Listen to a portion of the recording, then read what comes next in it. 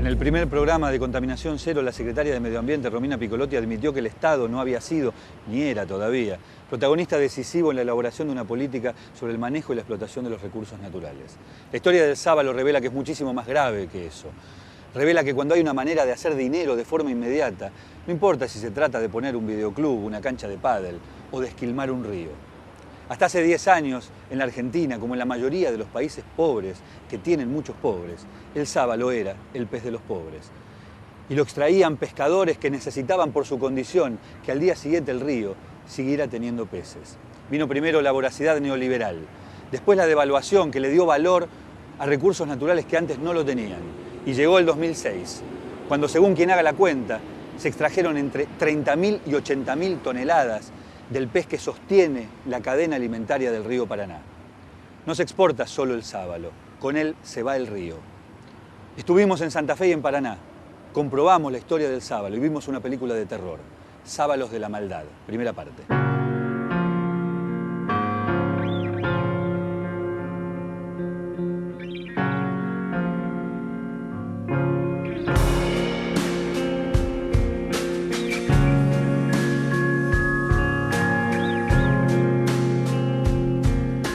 Desde siempre Santa Fe, esa ciudad con historia y humedad centenarias, fue sinónimo de sábalo.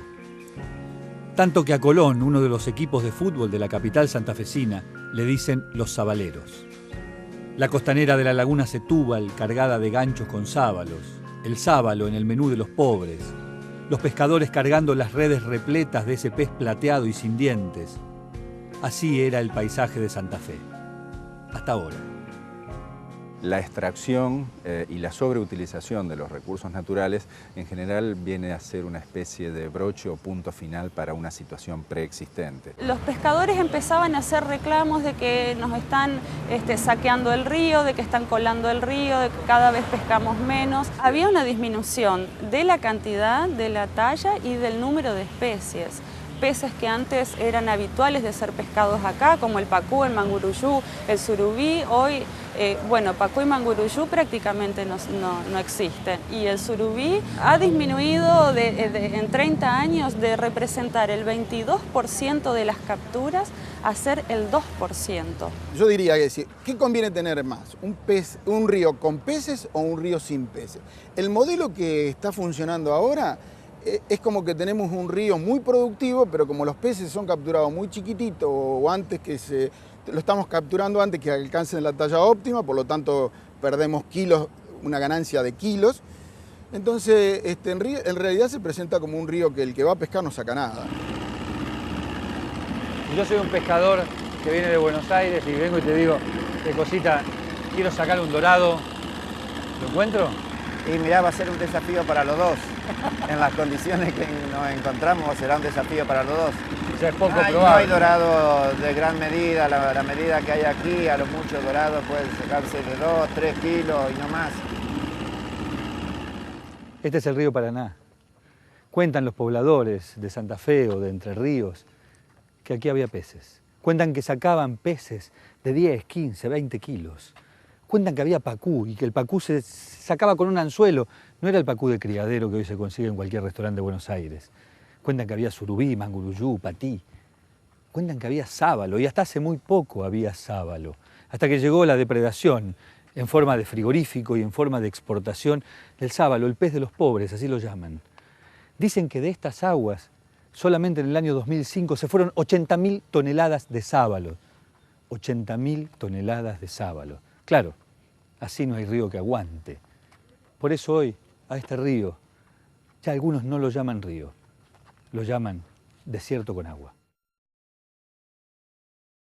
Lamentablemente hoy el río es un montón de agua que circula prácticamente sin peces. Raúl sale en su barcaza desde hace 25 años. Ya nada, dice, es como antes. De 15 años para atrás, no vamos a hablar de mucho más, el río nos daba muchos peces. Nosotros, si bien es cierto, no cobrábamos los niveles económicos que hoy cobramos. Si a nosotros nos pagaran lo que nos pagan hoy, hubiéramos vivido hasta con lujo. Y el río nos ofrecía peces que nos permitían sentirnos bien, competir con un pez de 40 o 50 kilos limpio, que es un pescado que supera los 60 kilos.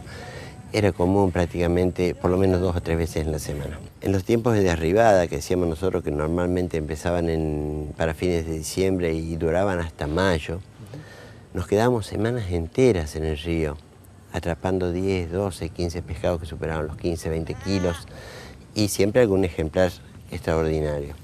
Hoy eso ya no es. A Cosita, directamente la ausencia de peces lo hizo cambiar de rubro. Ya no pesca, pero lleva a otros a pescar. Y hoy yo me dedico a hacer el trabajo de vaqueano del río, que es ser guía turístico en el río Paraná, para la pesca, para llevarlo a sacar guía fotográfica. ¿Por qué decís ahora? ¿Antes qué hacías? Y antes me dedicaba a la pesca únicamente.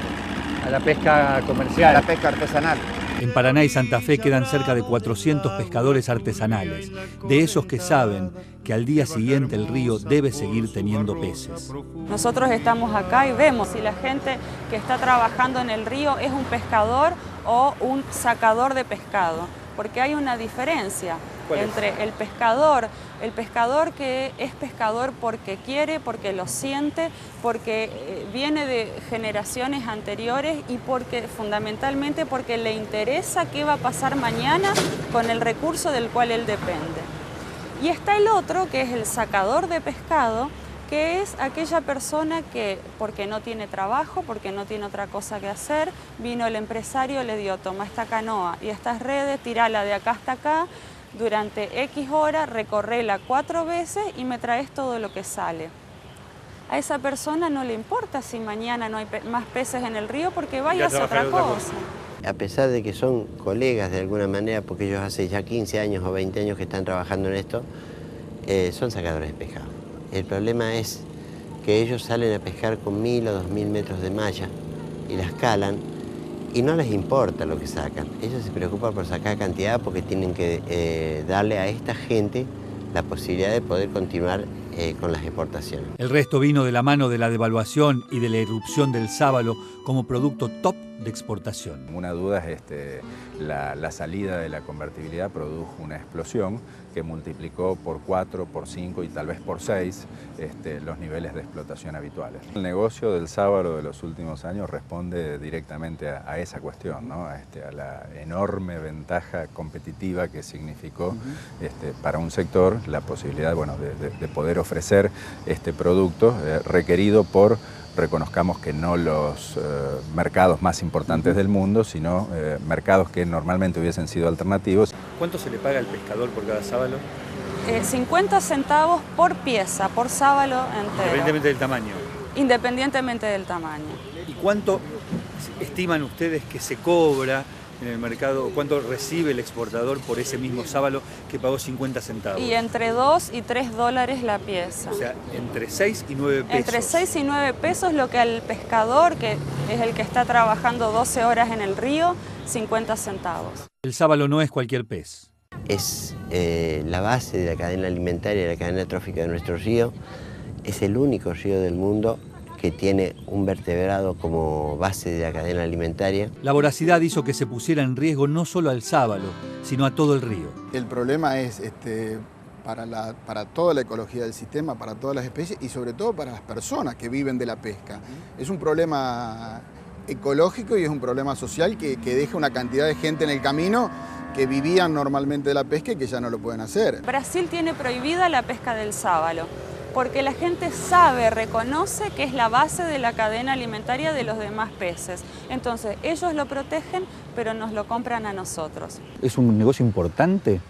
Es un negocio importante que probablemente comparado con muchísimos otros negocios en el país resulte pequeño, pero como la parte de frigorífico en sí está distribuido entre muy pocas personas, individualmente digamos que sí, que es un negocio importante.